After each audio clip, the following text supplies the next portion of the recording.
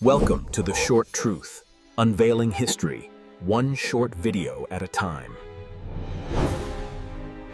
ஏன் அவனுக்கு எல்லாம் கிடைக்கிறது, ஆனா எனக்கு மட்டும் இல்லையா? அவள் வாழ்க்கை செட்டாகி போச்சு, நான் மட்டும் இன்னும் போராடிக்கிட்டே இருக்கேன். நம்ம மனசுல தினமும் நடக்கிற ஒரு மௌன போராட்டம் இருக்கு. அது வெளியில யாருக்கும் தெரியாது, ஆனா அது நம்ம உள்ளத்தை மெதுவா சாப்பிடுது. அந்த விஷம் ஒப்பீடு. இன்று கீதையின் பார்வையில் இந்த கம்பேரிசன் ட்ராப்ப முழுமையாக புரிஞ்சுக்கலாம். பகுதி 1. ஒப்பீடு எப்படி ஆரம்பிக்கிறது? குருக்ஷேத்திர போர்க்களம். அர்ஜுனன் வில்லையும் அம்பையும் கையில் வைத்திருந்தான். ஆனா அவன் மனசு நடுங்கிக் கொண்டிருந்தது. என்னால இத செய்ய முடியுமா? என் எதிரிகள் சக்திவானவர்கள். அவன் தன்னுடைய சக்தியை மறந்தான்.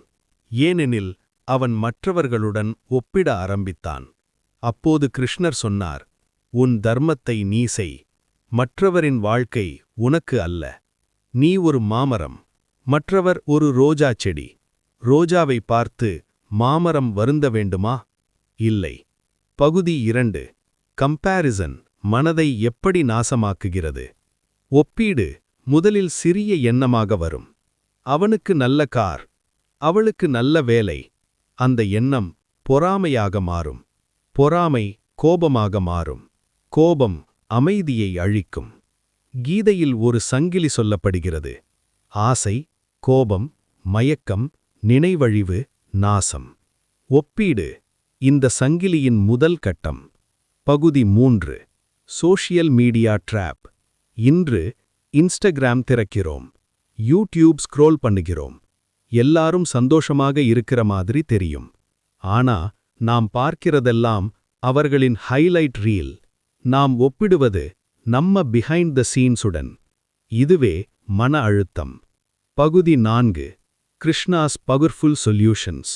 Solution number 1. ஸ்வதர்மா. உன் பாதை உனக்குத் தனி.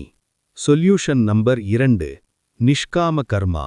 செயல் செய், பலனை பற்றி கவலைப்படாதே. Solution number 3. டிட்டாச். நீ விதை நடு, பலம் தருவது கடவுளின் பணி. Solution number 4.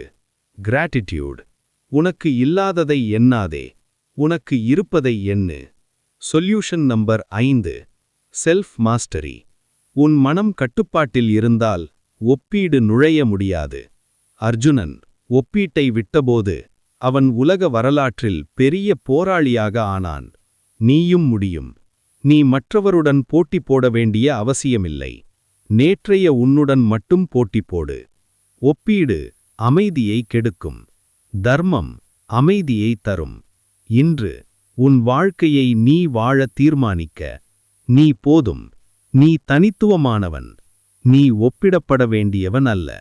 இந்த வீடியோ உங்களுக்குள் ஒரு மாற்றத்தை ஏற்படுத்தி இருந்தால் ஒரு லைக் பண்ணி உங்கள் ஆதரவை காட்டுங்கள். உங்கள் அனுபவத்தை கமெண்டில் பகிருங்கள். இந்த செய்தி இன்னொருவருக்கும் தேவைப்படலாம். ஷேர் செய்ய மறக்காதீர்கள். இன்னும் இப்படிப்பட்ட கீதையின் ஆழமான ஞான வீடியோக்களுக்கு இப்போதே சப்ஸ்கிரைப் பண்ணுங்க. நன்றி.